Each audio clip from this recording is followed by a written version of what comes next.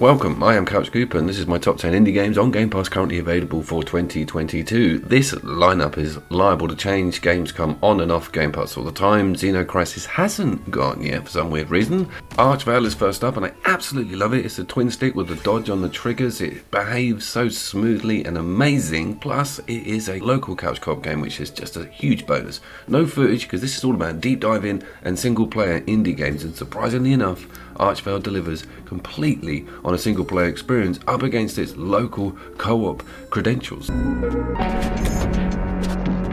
Every plus point from a cool little dungeon crawler twin stick sword and sorcery indie game has been put into this. It's kind of like, it feels like a greatest hits because of its smooth frame rates, its simple graphics, but its really in-depth loot system, upgrade system. You switch out your weapons on the shoulder buttons, so there's always something for a situation in real time. That's the cool thing. No pausing inventory menu in combat, straight in with switching out. Some really mad weapons like a mace and boomerangs. Absolutely love it.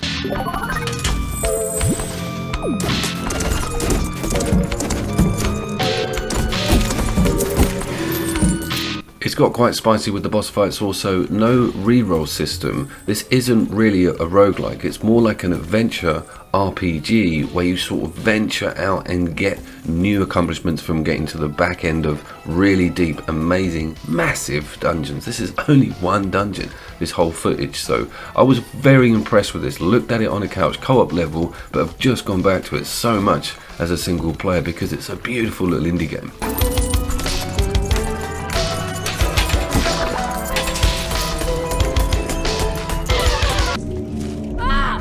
Yes, Carrion is next up, and one of my favourite all-time indie horror sci-fi games. This, I covered it at Halloween. I absolutely adore what they've done with the creature design, how it moves around. It is completely fluid, and the way that the tentacles come out and support its main structure, and you can get to different sizes depending on how many humans you consume. There's not really a lot like it out there where you play as the villain, unlocking new powers, including a stealth, and creating almost body snatcher style sort of takeover NPCs to make them do crazy stuff. And I wanted to look at this additional content that came out at Christmas.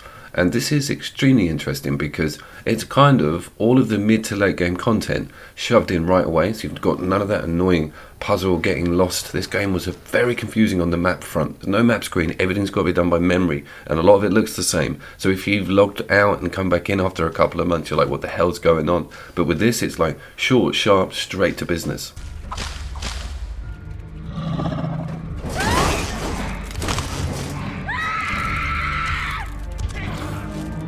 And business is what it does best. It reminds me a lot of Flashback and some older Commodore and Spectrum games with its puzzling and the way you have to watch NPCs. Maybe they'll flick a switch or they have a particular route, or maybe you have to pick your moment for when you take over one. It's an incredible scene where I actually turn the electricity on an entire route. You can use the security systems against the people in this base. You feel generally sorry for them a lot.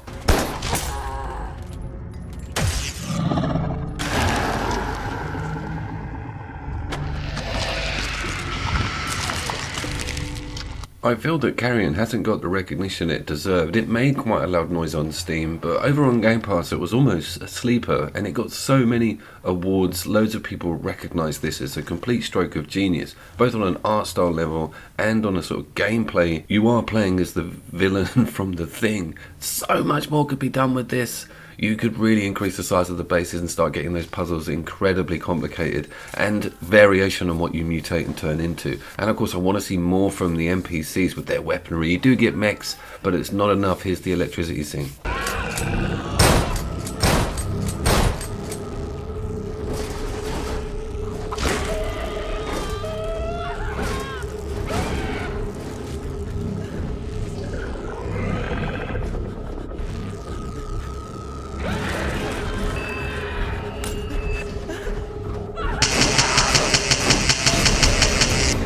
Unsighted sits firmly in the Archvale category with me. Went to it for a local co-op experience, had a fantastic time, put it on the back burner, didn't go round to it on a single player level until a couple of weeks ago. Holy shit, this is very good. Really like Hyperlight Drifter with its moveset and art style, but I was so impressed with its metagame and what you can upgrade. Didn't realise there was dual wielding and range comes in. Everything changes up.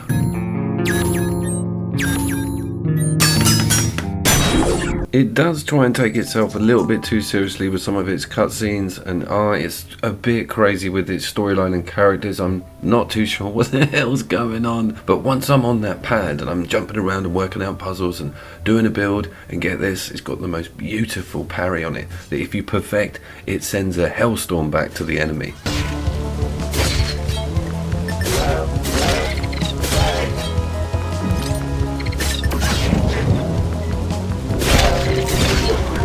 It's got really hard also, and I blatantly need to have someone else with me. I don't know how much the scaling actually works, but it seems awfully hectic for a level 2 environment this, but I am just deep in its upgrade systems and its ideas with the dual wield and the range. It's kind of like Hyperlight Drifter at a 50-mile-an-hour pace, but you are having to sit through a hell of a lot of A button pushing on cutscenes.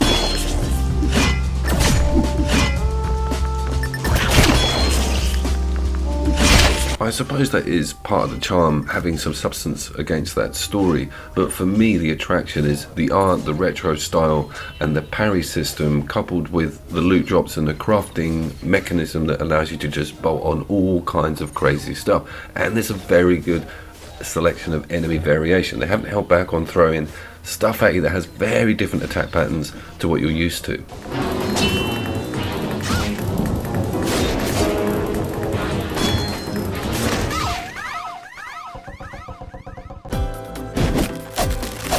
Skull Hero Slayer is up next, a beautiful 2D hack and slash platformer, and the hero's title suggests that you're a slayer of them. And yeah, it's kind of a switch out with a special finding different characters, so you will pick up different heads, I think it is, and sort of manifest that body and its powers, and you can switch them out, and doing so gives a move and you can't spam it. I know I'm trying to explain quite a lot here, and what you're seeing is the standard dude which throws his skull and then you can teleport to where it lands. The throw does damage and the teleport gets you out of trouble. It's quite a cool little starter pack, but once things get going you start seeing some really mad characters that you get to play.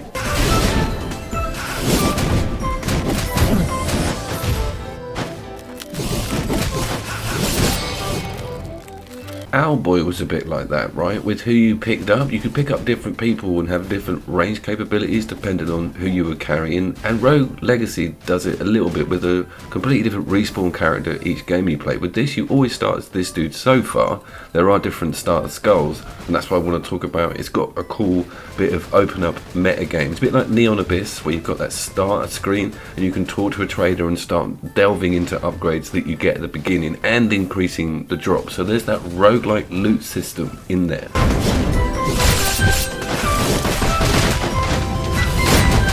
Neon Abyss isn't actually on this list. I've tried to keep it as new as possible, and one thing that this does really well is put your jump on X, which is just damn handy.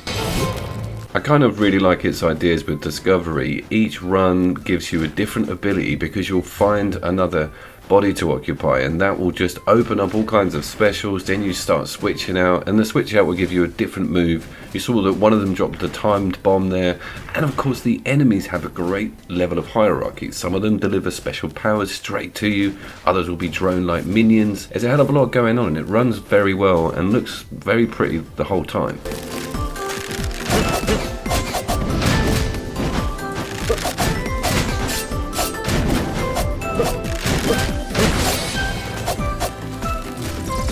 Sticking with roguelikes, and it's time for Dreamscaper. If you've played any of the legacy roguelikes, I'm talking Enter the Gungeon, Scourgebringer, you'll know about that map tiling system, and this one is very much a focus on counter as well and weapon melee variation. You do have range on a shoulder button, but it loves its big axes, crazy swords.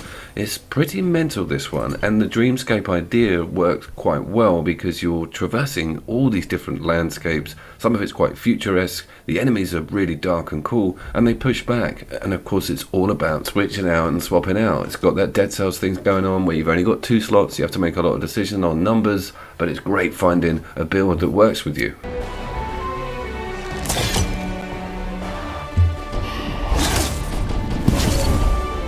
It has got a strange time slowdown that it pushes to you constantly, and I feel that it's a bit easy with that one, and I'm not too sure why it keeps mentioning it to me all the time, but I'm comfortable with the box standard stuff, and I love the parry. Is very satisfying, gives you a huge window to sort of counter, and the boss fights have got quite a scripted puzzle set up to them all. It's pretty funny and cool, and they all have an emotion. This one's called Fear, can't remember what the next one is, and you get a chance to actually skip it. If you finish a boss, there's a blatant, do you want to skip this boss and go straight to the next bit area, which roguelikes need to start doing. Stop hiding the level skip. I have reviewed it in full if you're interested. I'll stick the link in the description. It's one of this year's pretty nicer roguelikes.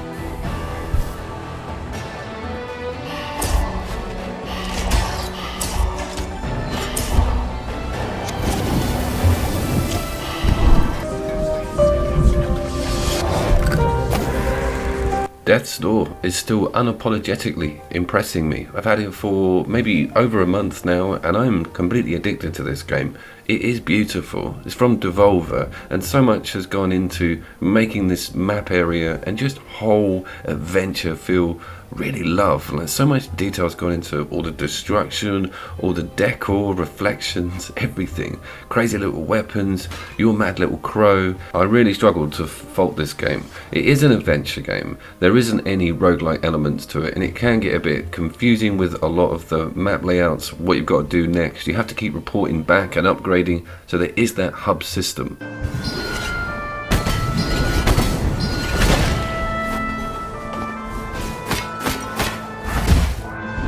What keeps bringing me back is this joyous combat, not too dissimilar from Dreamscaper, to be fair, with the range on one of the triggers, a roll and avoid, but you've just got so much going on with different enemy types, and this luscious visual system, and these maps, and everything feels expensive, like it's a big AAA game. They totally got their money's worth from those artists. It's a gorgeous looking indie game, and it plays just as good as it looks.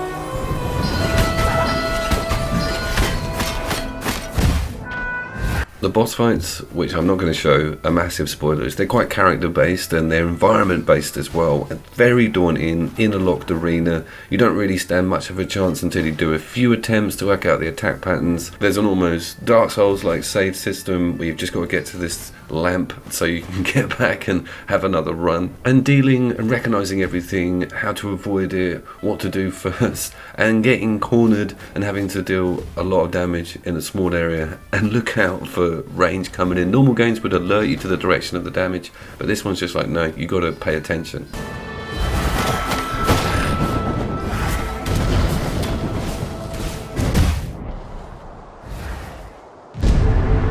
It's Nobody Saves the World, and yeah, what a deep game this has turned out to be for me. Switching out characters, again we're looking at an adventure game, not a roguelike, exploring a map, going down dungeons, opening castles up, completing them, ticking them off, getting these funny little credits to go and give to a wizard at the front of a gate so you can do a big level. You guys know the deal, but the cool thing is this redeem system, where as you play as one of your crazy characters, you start opening up different versions of that character even, and new weapons and special moves on them. It's hella deep and very addictive. I did not realise until I was purely bitten hard by the bug of this game. I went in deep.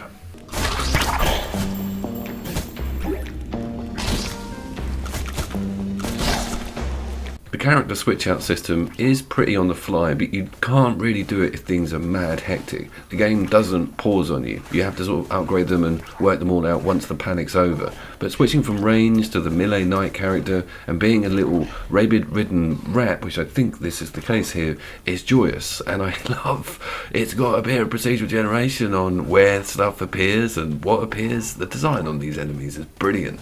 The Guacamelee team have shone with this one, but you guys all know how devastated I am that it's not a local multiplayer game. And I think that was part of the reason for my revisit. I was like, hold on, this is not your normal ARPG because of the amount of characters available to you. I think they're well within the 20 plus, and how crazy different the moves are. I opened up a horse character that can only buck at the moment, so enemies that are behind you are only going to die. So it takes ages to get used to that switch around.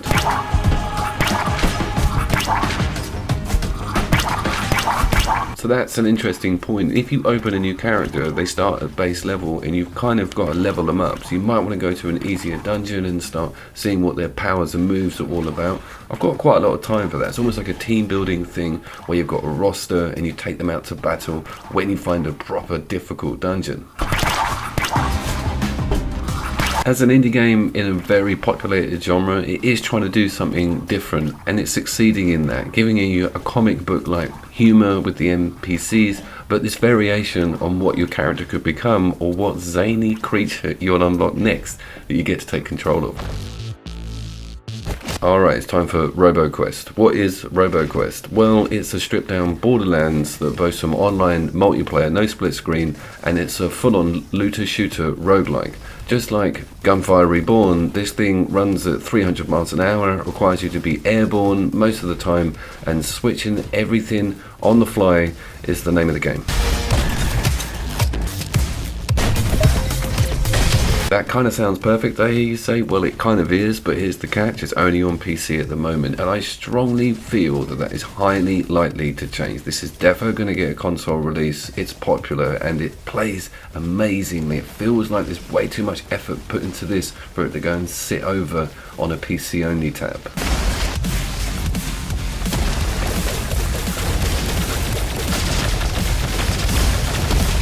Got an absolutely brilliant boss reroll system. I've had 2 variants already at the end of the first level, and they've both been mind-blowing arena death matches, including this Diggy Mole fight, which I didn't win. I love it, and it pushes back properly, and it's going to work so well on a multiplayer level.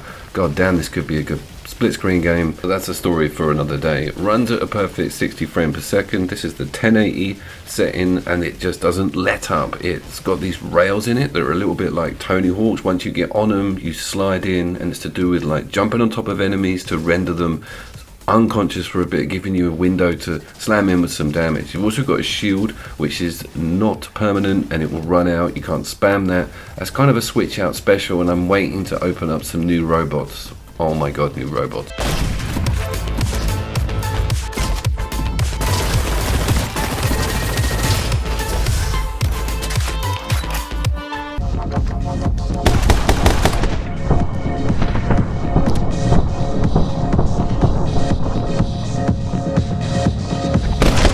Oh, my friend Pedro, how have you avoided me this long? I remember seeing it go past on IGN years ago, and I was like, yeah, I'll look at that at some point. This rocked your world. It's like the Max Payne that we wanted 10-15 years ago, but a side scroller with jumping and somersaulting in the air with 2 guns pointing out. There's nothing wrong with this.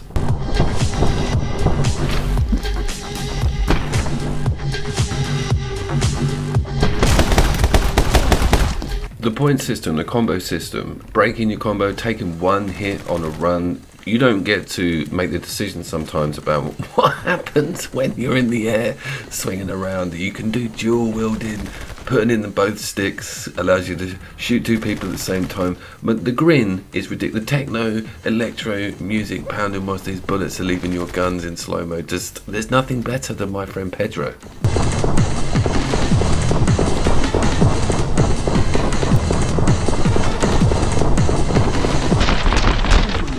You do have to keep an eye on everything, including ammo and your health, and including your slowdown meter. You can't just overuse it. There are moments where it's better to just get in real time, and then when you see an opportunity or you think you're going to take a hit, you've got an avoid button on one of the shoulders, so you can start mixing that up with your play style. Man, I'd never bought a watch and footage of this game.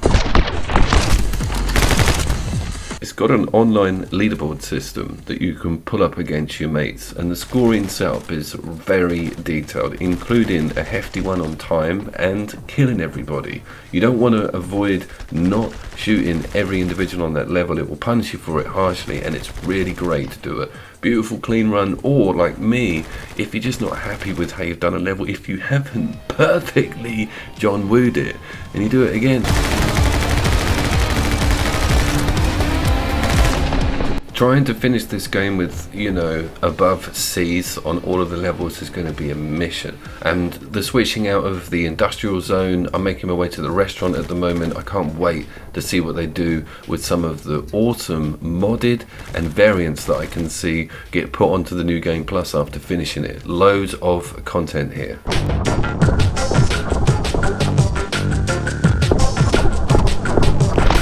It's also not too hard. If you want to just get through it and see this beautiful slowdown mechanic in action, you can. But if you want to be a perfectionist and try and get a perfect score, that door is also open.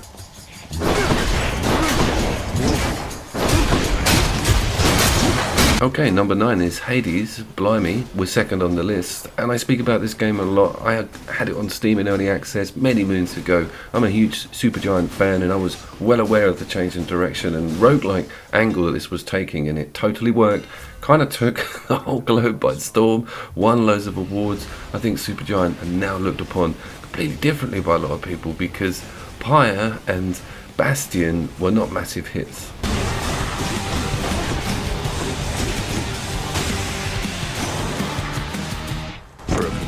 Oh, don't go dying on me yet, nephew. Exploring Supergiant's take on a roguelike system is an absolute joy, and what they've done with the weapon unlocks and been able to do a whole run with a completely different system and unlocking brand new amazing looking moves on the fly, going through rooms and getting the gods to gift you certain cool stuff that completely mixes up the playstyle of the game. It's very refreshing. You never really get bored with doing each run, and you've also got to just look at how amazing all the animations and art styles and efforts are on just everything that goes on screen. It's just a pleasure to look at.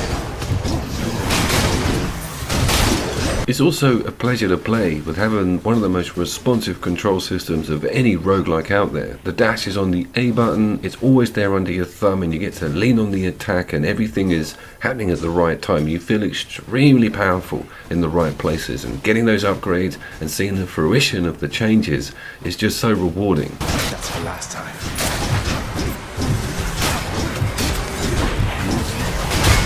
A boss reroll system wouldn't have hurt, and of course local co-op would have been absolutely amazing. You can't have it all, but you can have Hades.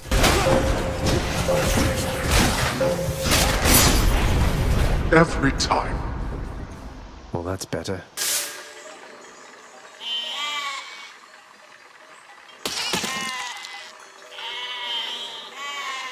Coop, you know this came out about 10 years ago, don't you? Yeah? Well, just let me have my fun. This is Besiege. I was a Technics Lego freak as a child, right? I used to sit there for weeks trying to work out how to make a chain or a wheel go round with a bunch of black sticks and discussing the red bricks that you couldn't separate without industrial help.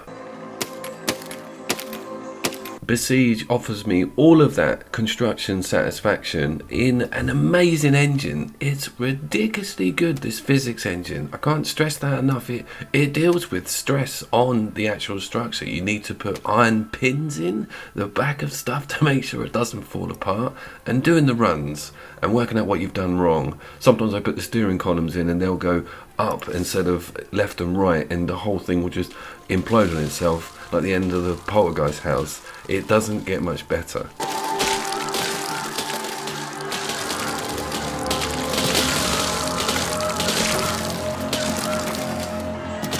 The gore is kind of through the roof. It is pretty unbelievable, and the little men jumping around remind me of the goblins in Labyrinth. It's so mad, the nostalgia I've got for this game. It seems to be the perfect man-child toy for me. Hours just on one level. Doesn't matter if I've done the level, I just think, hold on, I might be able to do it like this.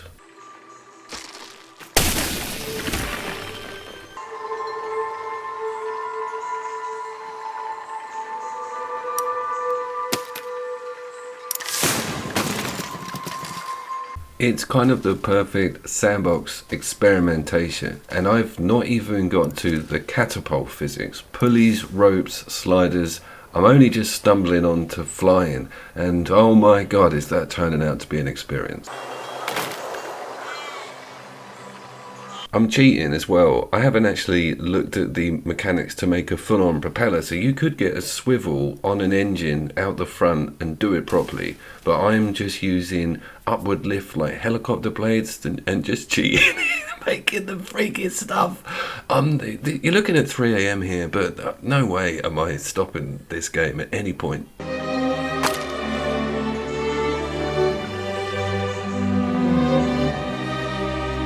You know what annoys me? If I was like a teenager or someone at college and I was like wanting to be a structural engineer or wanting to work out, you know, about how things like this work, there was nothing this enjoyable back then. This would just get you hooked into making either machines of death or like forklift trucks with machine guns on them. It's just, yeah, what a game.